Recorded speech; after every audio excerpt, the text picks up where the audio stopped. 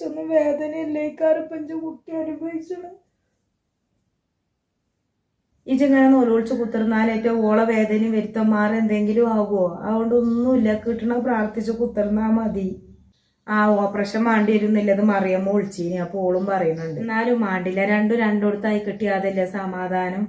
അത് അപ്പൊ പഠിച്ചോ 4-5 കൊല്ലത്തിന് ശേഷം കൊടുക്കല്ലേ. അത് ഇപ്പൊ ഇങ്ങനെയെങ്കിലും ഇങ്ങനെ ആയി കിട്ടിയില്ലേ.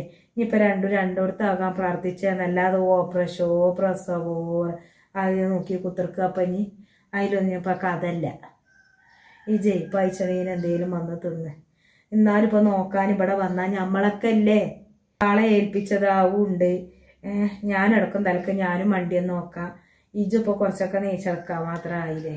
ആക്കാനൊക്കെ തന്നെ സായിനാന്റെ കാര്യം ആലോചിച്ച് നോക്കിയാൽ ഓള് പോകാനാണെങ്കിൽ ഓൻ്റെ അടുത്തേക്കാണ് പോവുകയും ചെയ്ത്. ആ കൊറോണയിലാണെങ്കിൽ എന്നോട് ഇങ്ങോട്ട്